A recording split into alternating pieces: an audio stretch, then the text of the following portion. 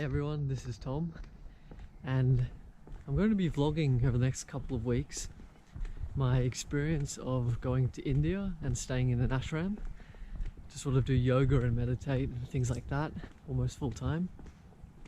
But right now I'm in an area I don't come in too often in my state of Victoria in Australia. Basically this is where I grew up as a child, and on the day before I decided to leave, dog. Basically I kind of felt like I wanted to come back to this area where I grew up as a child and just walk through the streets and just take some time to breathe and just be with my own thoughts and journal and set some intentions about why I want to go to India and why I'm doing this. And basically I've decided it's both personal sort of character growth and evolution and spiritual growth is what I'm after. And basically I've been going on my journey of spiritual growth for the past 2 years really, and especially this year is when I had several awakening experiences that really opened up my mind to a whole new world. Really completely blew my mind, and what I previously thought about what was going on in reality completely changed very early this year when I had a few awakening experiences. And of course after those experiences I've had many of the awakening symptoms that if you're going through a spiritual awakening you'll know, the very intense ones. I won't go into those now, but it's been a hell of a journey. But part of that journey is you start to connect more with sort of a fifth density way of living from your heart and your intuition. And if you're a student of manifestation, this also helps with that. It helps you manifest things when you stay in the flow state of living from your heart. And basically, yeah, so in learning to follow my intuition more recently, I've basically, as little as I think 2.5 weeks ago, was listening to a book called Outwitting the Devil by Napoleon Hill. And basically this book, there was a discussion about how to live from your higher self and follow your intuition and the challenges of that, and also tips and techniques on how to do this. And I was heading into the city to do work on my own business, and basically on the train, packed out train in peak hour, I all of a sudden started to listening to this book, and I went, right, I'll do an exercise right now. I'll connect with my higher self and I'll see what my intuition says should be my next step in life. And lo and behold, I got the call. So sitting still on the train, and I all of a sudden just went quiet, and I listened to my intuition, that inner guidance, and I heard a voice say, go to India and seek spiritual enlightenment. Although I don't actually expect that to happen in the little time I'm going to, because I know that's a very intense lifelong journey, true enlightenment. But it was this undeniable urge, and I'd been suppressing it for so long, for many months, when I first had this intuition to go to India, because it scared me. It actually scared me so much, the idea of going to India, and I just don't know what I expected. I assumed I had to find some enlightened master sitting in a cave to sort of have those spiritual experiences I want, to sort of get that inner clarity so I can be a better spiritual teacher myself, and manifestation teacher, or whatever I want to focus on. But to have that inner wisdom and growth, I felt like I needed to go to India for some time. And I got that intuition loud and clear. You need to go right now. You need to put your savings on it, which I was originally intending to use on my business. But you need to take those savings and you need to go to India.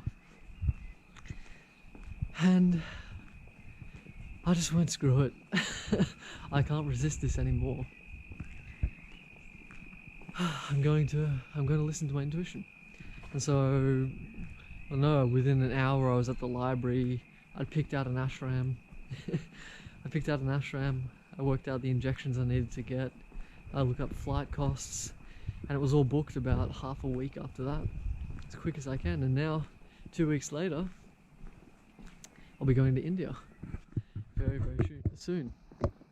So anyway, I've just come back, as I said, to basically, you know, where I grew up, because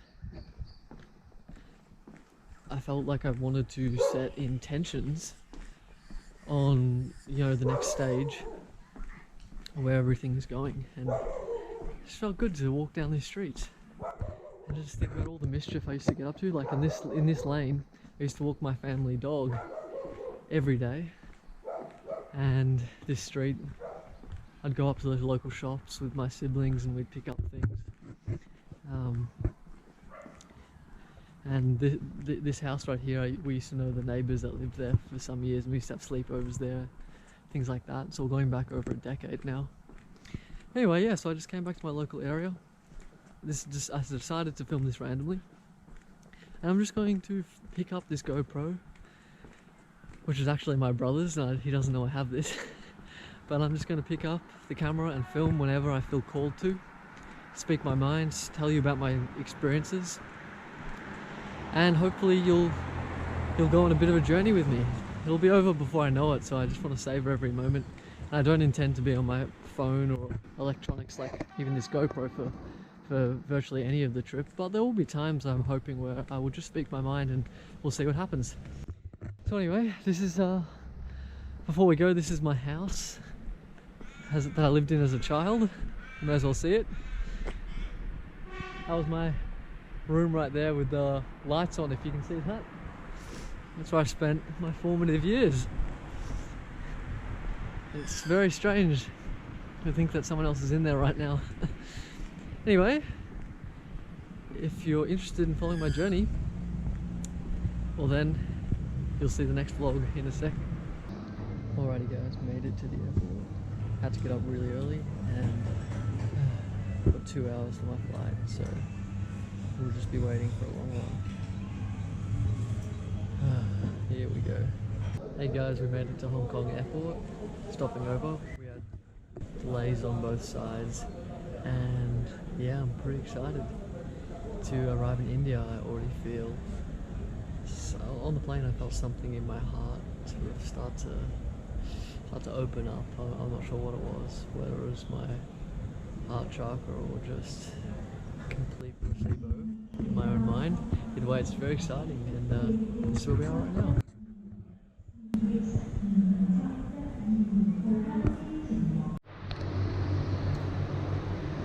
Hey guys, I made it to the hotel. I've still got one more flight in the morning. I'm just outside New Delhi airport, absolutely exhausted. And it's so humid here, and I'm completely in the wrong outfit because it was very cold coming here from Melbourne. But yeah, it's an absolutely crazy journey here. Basically, my driver to the airport didn't show up, and I had to sort of walk around looking for a sign with my name on it. And I was going back and forth, and there were like almost dozens and dozens of people waiting outside with their signs, but my person wasn't there, my driver wasn't there to pick me up, drop me at the hotel. And so I basically didn't know what to do. I couldn't get any Wi-Fi connection because my mobile number wouldn't validate, and I couldn't get my international data roaming to work. So pretty much I didn't know what I was going to do. They wouldn't even let me back in the airport, which is weird. There were sort of these security guards that said you can't go back in. I'm sure I would have been able to get back in. I probably would have just had to get a taxi there, but it was pretty hectic at the taxi booths as well. So anyway, a bit crazy when I feel like I haven't slept in over 24 hours properly. Anyway, we made it. This is my room.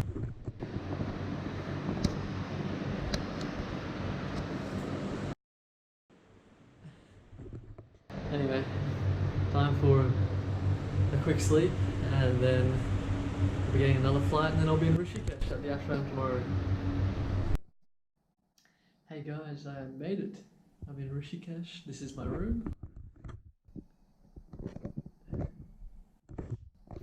It's not too much, but it was a crazy journey to get here, honestly. I'm so sleep deprived, and I've had a crazy culture shock so far getting here. Basically, one of the main predicaments was my flight to the domestic airport that's near Rishikesh. Basically, I went through customs and got my ticket. No, everything was fine. I was just sitting right next to the gate, getting ready to board my flight, and then it suddenly computed to me in this like jet lag state I was in, that this isn't my name and this isn't my flight. I don't know how I didn't realize it before, but the town that I had to travel to, Derridon, that's the airport name. There was a very similar airport spelt with a D, and I just misread it thinking that it was that, and I didn't even realize that my name was incorrect. I don't even know. Anyway, basically I couldn't go back through customs because I was already on the other side with this boarding pass, and so basically I had to go to the authorities that were near the gates, and then they had to verify my card, and I paid on my girlfriend's card, so they wanted to know the last digits on the card to prove that it was me that paid for the ticket, and I couldn't reach my girlfriend. I didn't have an international SIM installed on my phone, and the Wi-Fi wasn't working, so I had to borrow this Indian customs officer's phone to get into to call my girlfriend over WhatsApp, and she didn't pick up. I called her about 8 times. I kept seeing the billboard flash with final call for the boarding of my flight, and I had drivers that were going to drive me to the ashram that were going to be waiting for me at the airport, and I couldn't contact them to reschedule. It was so stressful. On about 2 hours sleep, and at the last second, I was the last person to board the flight. I held everyone up, and they had to shuttle me out. They managed to somehow verify it without it, and they brought down a printing machine for the tickets all the way down just to print out my ticket on the other side of the security gates. So yeah, I was just at that point, even after I checked into this hotel the night before that, to spend about 6 hours sleeping before I was to catch my domestic flight out, and then all this happened. Even that was a bit crazy. I was staying in this like dodgy hotel near the airport in this side street, and it was really dark, and I couldn't find my driver at about midnight trying to get to this hotel as well. So all of that was like pretty intimidating when I was in my jet lag state. But on a positive note, I arrived in Rishikesh, and the energies are really beautiful here. I spoke to the yogi that runs the place called Yogi Ram, and he's just like a really deep, passionate soul. That's what I gained from him. Like, he's very, very passionate and wise. And I'm staying with some lovely people taking a course in, I think it's yoga instruction at the same time that I'm just staying at the retreat. So I actually might be hopping into various like lessons as well to learn all about yoga. That's just a bonus. And yeah, I'll take you around the tour around the ashram maybe at another time, because I might just have a sleep right now. But yeah, I'm getting up at 6 a.m. tomorrow. Excited for that. And yeah, I feel like, again, my heart, there's something in my heart that needs to come up. I don't know what it is. I think there's sadness there from something in my childhood, but there's also like a beauty in it, but it's blocked in that heart center. I can just feel it. And as soon as I came through the forest into Rishikesh and saw all the lovely mountains and everything like that, I just felt it like stirring, and something's there. So we haven't actually done any yoga or meditation yet, anything to specifically work within and to get deeply in touch with any emotional traumas that are trapped within my energy body, all that kind of stuff, my chakras and all that. Haven't done any of that, so I'm hoping that I can really resolve it and find some peace, some deep peace on some issues that I've had since I was a child that can be difficult to fully address. As much as I have done a lot of inner work at this point, these core issues can linger. So I'm really hoping to have a breakthrough over this stay at the ashram. So yeah, other than that, there is no Wi-Fi here. I'm already sensing how addicted I am to my phone, because I can't check anything. I can't message my girlfriend or my family. I had to borrow the one of the staff's phone to WhatsApp my girlfriend to say, tell everyone I'm safe, because I caused quite a panic when I was trying to call her phone about the ticket. So anyway, everyone knows I'm safe, but I can't talk to anyone. Just got my books to read and a journal to journal, and then the daily ashram activities. So yeah, that's night 1 recapped. Yeah, I'm feeling well rested on day 2 of staying at the ashram, and I just thought I'd give you a quick tour of where I'm staying and what it looks like.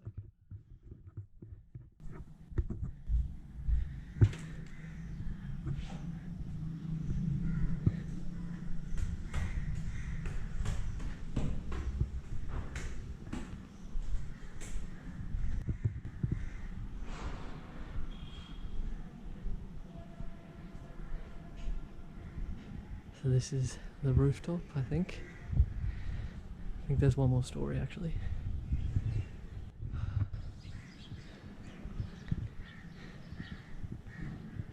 This is the main yoga hall where we had a session earlier today. And the thing about this place is like the energies are the vibration is so high that I feel like I've just been dealing with so many things come up, like positive realizations and also like releasing of past sadness and emotions, as I said in the video yesterday, I think, that I thought I would be processing, and it's just all coming up so effortlessly. And yeah, I feel like I'm only just getting started, but it's already such a positive place, a really healing place. So I'll just leave it there today, and yeah, it's all going really well.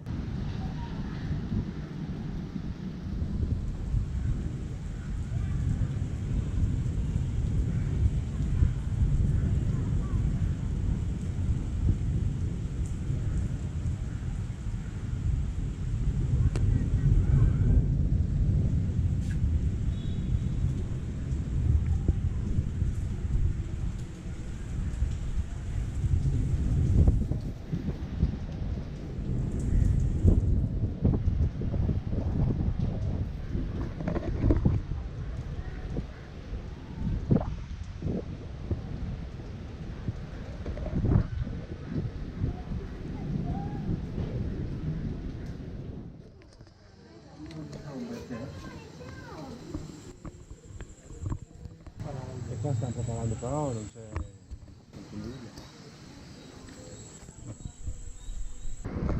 Look at that.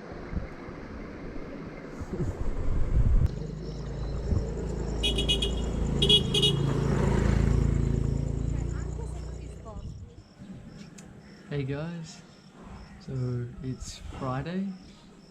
I've been here since Monday. I haven't picked up the camera for a couple of days just because I wanted more things to pass by before I gave an update. And basically I'm experiencing amazing inner growth and healing. There's a lot of insights I've had about my past, and also spiritual insights about and processing my awakening more and making more peace with it.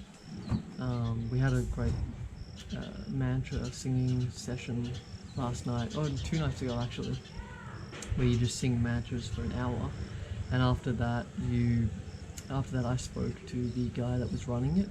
He's quite spiritually experienced with yoga and everything, and he's had some awakenings and connections to that divine love and source, or whatever you want to call it. I was asking him how you ground yourself after that kind of experience, because it can be quite intimidating, overwhelming, amazing, and even scary as it was for me. So in my journey, I've struggled to process it completely. But he gave me some really simple advice, such as with any spiritual experience, you just want to be really soft with it, really soft, really just surrender and let go, and don't be too curious to find out what's going on and understand what you're experiencing. More just enjoy what you're being shown and realize that it's a vast inner space and that you won't realize it all at once. Because I think I sort of thought that if you let go, you'd go too deep too quickly and it'd be too overwhelming, and I was very scared of that fact, and I found more peace with that. And then just in my personal stuff, just resolving issues in my past and my family life and childhood traumas and all of that kind of stuff that we all have, and had some breakthroughs in that. In manifestation, I sometimes talk about the Neville Goddard idea of transforming your conception of yourself, which is the collection of thoughts that and beliefs that form your consciousness, that bubble around in that consciousness, especially in the subconscious part of you, and aligning all of that mechanism, even though your true self is beyond thought, truthfully. Once I cleared some of this past stuff and this spiritual baggage and all this past baggage as I was speaking about, I've been able to really tap into this new self more freely and let those new empowering thoughts, which to my past self have felt misaligned. Because, for example, if this is not exactly my personal example, but the gist of it is, if you on some level believe you're not worthy, but you're saying you're worthy, that clashes in, it can't freely enter into your consciousness, all the layers of your consciousness, and flow out of you through your action in a very free and happy and joyful and easy way. It gets blocked on all these layers within you that reject that idea coming in and flowing in freely in your consciousness. And basically, after I've done some of this healing, I've noticed that my manifestation practices have been flowing a lot more freely, and I had a breakthrough experience where I really truly connected to this manifestation I've been working on for a very long time, about 3 months. I've actually been seeing progressive results on it, but to really tap into it, I hadn't been able to do that for quite a while in my sessions, and it was just great to have that reward. Another thing that has been amazing here is the lifestyle, and just how in as little as a few days, like, my well-being has shot through the roof. Because basically every morning we wake up and we do yoga and meditation for 3.5 hours, and it stretches out every single muscle you can imagine in your body, such that you're almost aching, but it's such a good, freeing sense of release of energy and tightness. And then every meal is vegan whole foods, all just cooked and prepared for you, and it's so light on the stomach. You just feel just so light, like it's almost raising my vibration so quickly. It's amazing, and it's making me so aware of, like, the mind-body connection between what you put in your body and how that affects the quality of your thoughts that spontaneously appear. And 5 days ago, when I was back in Australia and my current diet there had definitely slipped a lot, I was eating a fair amount of, like, lollies, snacking on lollies, and sugar. And then to have detoxified that for 5 days now, I have had some cravings, but then pushing past that, everything's become so much more light and positive, both my physical body and in my consciousness. And from that place, I just feel myself being pulled to think more positively about life. And that, of course, if you've heard me talk about the Neville Goddard idea of the changing your conception of self, which is all the thoughts that are bubbling around in your subconscious mind, basically altering those is easier. So you can choose those positive loops and start to just empower all of those beliefs that, if they were true for you, you would be living as your ideal self in your ideal life. And that's the point. The more you can think these thoughts and hold that positive state of being, the more you're going to be able to manifest that, and quickly. That's my experience with manifestation anyway. And I never realized how much your diet can affect your ability to manifest things. It's been mind-blowing as well. So I'm definitely going to step it up a lot in my physical exercise regimes when I get back to Australia, as well as my nutrition. And we'll see how it goes. Hey guys, I'm late to singing practice. Forgot my beads. I'll see if I can get a few short seconds of us singing. I've got to be stealthy.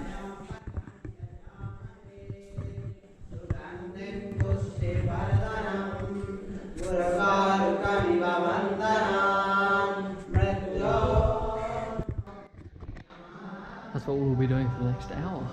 I hope you managed to see something, but it's a pretty private space, so I won't go in and properly film, but that's what we'll be doing. I thought I'd share with you a little bit more on the background of my spiritual journey, and basically why I've struggled with it and why some parts of it have been really amazing and peaceful and blissful, and other parts have been really dark to the depths of my being and my issues. I had this insight walking back to my room, and I said, beliefs create reality. That's in the dualistic world where you are separate from the world, just like the normal everyday self that you believe you are. I still believe I am. But that there's a fundamental choice in how you perceive sense perceptions. And also, I realized that I was negatively perceiving freeing myself from my ego temporarily to experience my higher true self. I was looking at that as I'm getting pressed out of reality or squashed out of existence. That's a bad thing. I don't want that to happen, because maybe life will change forever. Maybe I'll lose all the people I love. Maybe I'll never end up leaving this ashram because I'll turn crazy or something. I don't even know what it was. It was just this unconscious fear. But when I looked at this fear back in my room, I realized all these beliefs were attached to it. I've done quite a bit of work on my inner belief structures, especially in everyday situations, and more to do with money and relationships and career and confidence and things like that, more practical stuff. I've analysed these beliefs, self-worth, self-love, all of this kind of stuff. And I've seen how flipping these negative beliefs and thought loops fundamentally changes your entire reality. It all starts shaping to reflect this new way you view yourself, a new way you believe you are and you believe reality works for you. But in this case, this spiritual case, for some reason I hadn't looked at it because it was almost too scary and fundamental. But I looked at it and I realized I was having all these assumptions about what spirituality was showing me that were negative. And I just said, are those true? I don't have any evidence they're true. In fact, when I have surrendered and let go, which is still several times and very powerful times, nothing fundamentally changes except that I feel amazing joy, full body, unconditional joy. And it invigorates everything I do in life. I become more creative and present and loving in my relationships, and life starts to very quickly upwardly spiral. But of course, these are only glimpses. I don't lose all will to live and just feel the urge to sit in a corner and look at a wall and meditate. I mean, perhaps some high levels of this essence, when you tap into it, you do have that urge, but that often takes 10 or 20 or even longer years to reach those levels. What I'm talking about is just a taste of this inner beauty or inner love. So anyway, I ended up just realizing that I could flip all of those thoughts I had about spiritual experiences and temporarily leaving your limited point of view, letting it go and letting your ego slip away, but realizing that in its place is actually peace. You're not thinking per se, you're not believing you're a person per se, and that can be scary when you experience it, but really what I've worked out is it's actually not. You're just sitting silently. It's like that space between all the thoughts that you have you have a little pause. It's like as if that pause will just extend, and you don't become overwhelmed and absolutely infinitely explode in consciousness or anything like that, which I thought might happen to me. Instead, you just sort of sit, and it builds and it builds and it builds very slowly, and it's quite peaceful. And anyway, as I let go, I just became present, and I became just still, and I became sort of one with the room. And at that point, I forgot to mention, I had to come out of my room after I contemplated all this stuff and go to singing class. I actually shot a little video on the way there, and I probably will show you in my vlog. But anyway, I went into that singing class and was singing this mantra that was something about the everlasting life over death, or conquering true life, or something like that. The meaning was a very empowering, uplifting, everlasting meaning or connotation to it. And I just was present and one, and I really just engaged with the singing, and I didn't expand out or anything like that, but very interestingly, an energy starting like a tiny bud growing out of the soil, like a David Attenborough camera angle where it comes out, little green bud. It's like this coming out of my heart, and it was this purity, this pure love. It started to come out and coil out, and I could feel it just spread around and just clear me, sort of clear out the fear, clear out the clogged energy, and very subtly but just so divinely. And I realized at that point I had nothing to fear except my own thoughts. And if I didn't choose to empower those thoughts, and better yet, I didn't even feel the need to think positive thoughts at all. I could even let those go. But it really went from losing the negative thoughts, interpreting it positively, and from that positive interpretation, just letting go completely of all thoughts and connecting with your true self. And then I walked out of the ashram building, room where we did singing. I looked out at the Rishikesh mountains, and I listened to the music that was playing around and all the sounds and everything, and they just had this quality about them of, it was just very satisfying and just very peaceful. Now, in saying all of this, I didn't have that divine explosion of love that I have experienced in the past. That's when my heart chakra exploded open. I didn't experience that intensity where I was crying. It was like an unbelievable state. It was just this pure presence that was tinged with love that couldn't be shaken. And it was infused in every moment up to this point. I still feel it. And God knows if it's going to last. Who knows if it'll even last the next 10 minutes after I put this GoPro down. But it's really good to know that for all of us, for you, whatever fear that you have about your relationships, about your life, about how things will turn out, even about life and death, just looking at being with that and just sort of slipping past it, letting it slip past you, it actually disappears like any other experience, but something is left behind it that's just pure and more true than the fear could ever be. And at that point you just have this peace and love for life, no matter what's currently going on. And my life's not perfect by any means, not by a long shot. I'm working on goals, I've got lots of things I want to experience, lots of challenges ahead. But it doesn't matter, because right now I can say that I'm very satisfied with the present moment.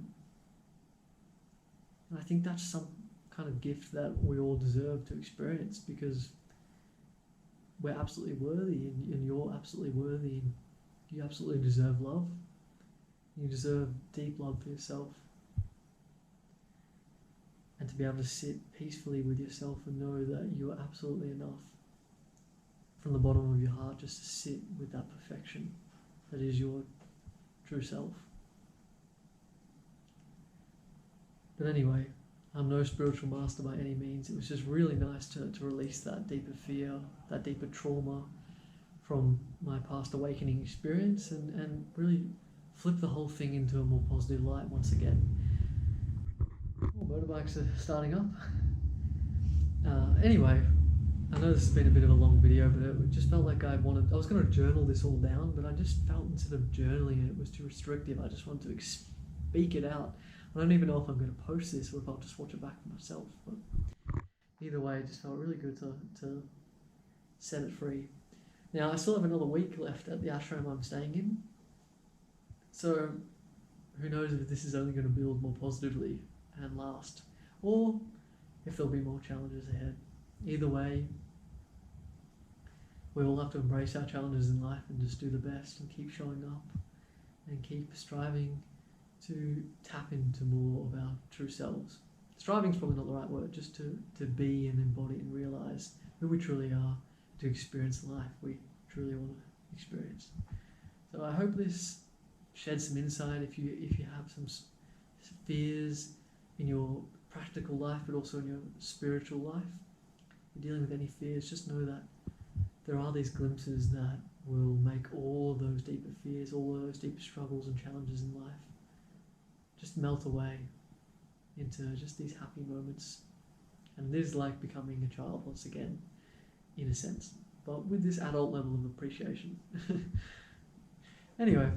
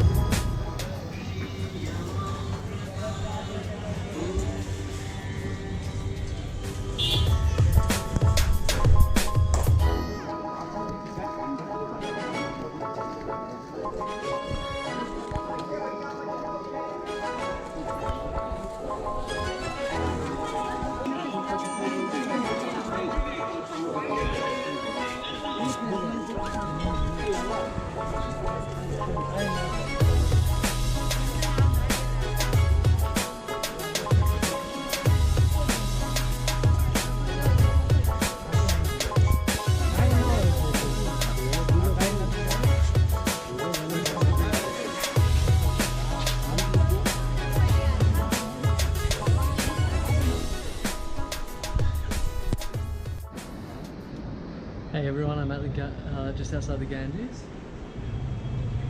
Just had some lunch, actually late lunch, it's almost dinner time, and then about to head back to the ashram. It was our day off, so just been exploring Rishikesh, so I'm sure I'll show you some of the footage later on in my vlog or something like that, but it's just beautiful. Hey guys, I thought it'd be good to show you where we eat every day for breakfast and dinner, and a fruit snack during the about middle of the day.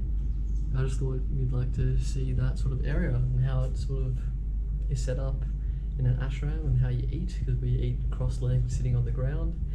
And yeah, so I'll take you on a tour downstairs.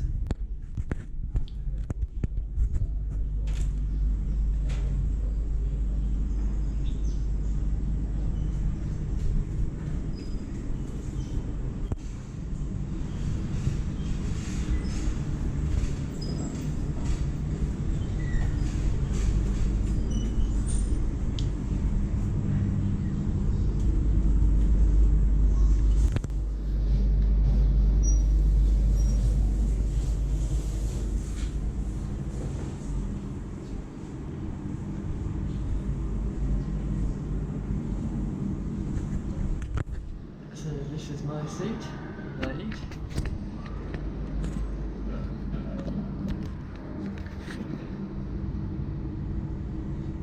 Hey guys, it's been a fair few days actually since I last vlogged. It's my second last day at the ashram. I've got one more day tomorrow, a full day of activities, and then I leave the following day quite early in the morning. So to recap, what's been happening is basically a lot of just amazing healing, amazing insights and life experiences around Rishikesh and the local town and things like that. I visited the Ganga and crossed the bridges there, had lunch out there, and I've got some footage I think I would have showed earlier. So we had that, and I've also experienced just a lot of inner healing during the meditation and yoga sessions. And I think about 5 or 6 nights ago I had a breakthrough where I faced like a really deep rooted fear, pretty much a fear that we all have at some degree within us. It's the nature of the human psyche to have these sort of deep fears, and it was sort of related to death and a lack of worth, lack of significance, life being meaningless, all of this kind of stuff that's quite heavy. But I penetrated to the other side of it, and I glimpsed the meaning and the beauty and the love of life and my own purpose and things like that. So that was just profound. Otherwise, I've just grown so much as a person coming here and immersing myself in this life. The discipline, my discipline and willpower has increased a lot, and I've just had the time of my life. So I'm sure I'll do a final vlog, but that's sort of what's happened over the last couple of days and where I'm at now. And now I have singing class, so I will enjoy that, enjoy one of my final nights here, and I'll probably do a final vlog tomorrow. Guys, there's a crazy ass thunderstorm happening right now. Second last night here. I'm just going to go out and see if I can get some footage of it, but it's pretty crazy lightning and thunder, so